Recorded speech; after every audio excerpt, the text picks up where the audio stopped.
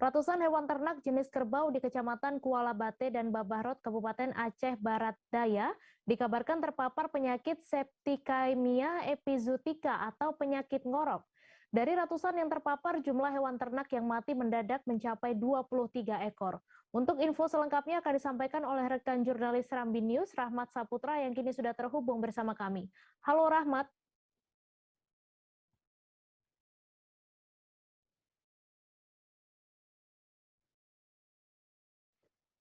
Ya, rekan Mai. Silakan dengan informasi Anda, bagaimana kronologi kerbau ini bisa terpapar dan hingga ada yang mati mendadak.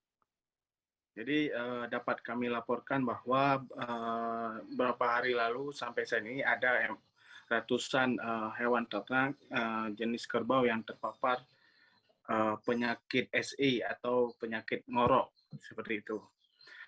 Dugaan sementara memang penyakit ngorok ini adalah efek dari penularan dari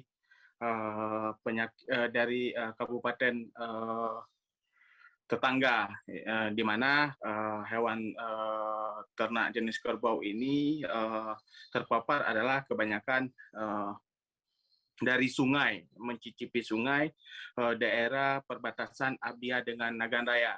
Jadi menurut dugaan sementara bahwa hewan kerbau ini terpapar dari mencicipi air sungai, karena memang yang kerbau terpapar ini kebanyakan adalah hewan kerbau yang liar, sehingga mereka lebih mudah terpapar. Sementara yang dikandangkan sampai saat ini tidak ada laporan seperti itu. Bahkan menurut penjelasan dari dinas terkait, kerbau yang terpapar, bahkan ada puluhan yang mati ini adalah mereka yang belum terkena suntik, seperti itu. Lalu berapa kerugian peternak akibat penyakit ini? Kerugian ditaksir mencapai ratusan juta memang. Namun secara person ada yang memang memilih, ada yang rugi memang total, ada juga rugi separuh. Contoh misal ada yang sudah terpapar. Jadi peternak ini biasanya hewan kerbau yang biasanya dijual harga 20 jutaan, karena memang pasca terpapar ini mereka memilih dengan menjual dengan harga murah, misal dari 20 dijual dengan harga 8 juta seperti itu. Ada juga memang yang rugi total, jadi tidak bisa disembelih seperti itu atau tidak bisa dijual. Nah, sehingga mereka rugi total. Jadi prediksi dari Dinas Pertanian dan Pangan Abdia itu memprediksi kerugian ratusan juta seperti itu. Kemudian apa upaya yang dilakukan oleh pemerintah Abdia sendiri? Jadi upaya dari Dinas Pertanian dan Pangan, mereka memang pasca mendapatkan laporan ini, mereka melakukan identifikasi ke lapangan dan ke daerah-daerah yang rawan. Nah, karena memang seperti saya jelaskan tadi, daerah yang rawan ini adalah kerbau-kerbau yang liar. Nah, maka itu ada beberapa kecamatan yang para peternaknya itu membiarkan hewan kerbaunya itu liar, tidak dikandangkan seperti itu. Seperti Kecamatan Kuala Bate, Babarot, bahkan Setia. Para peternaknya lebih cenderung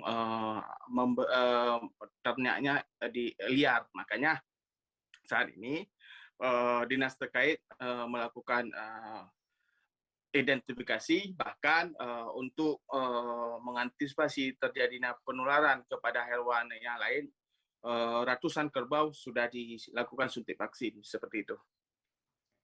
Baik, terima kasih Rahmat atas laporan Anda. Selamat bertugas kembali. Terima kasih. Kerbau yang terpapar ngorok ini? Ya, untuk kasus kali ini terjadi di dua kecamatan, Kecamatan Babarot dengan Kecamatan Kuala Bate.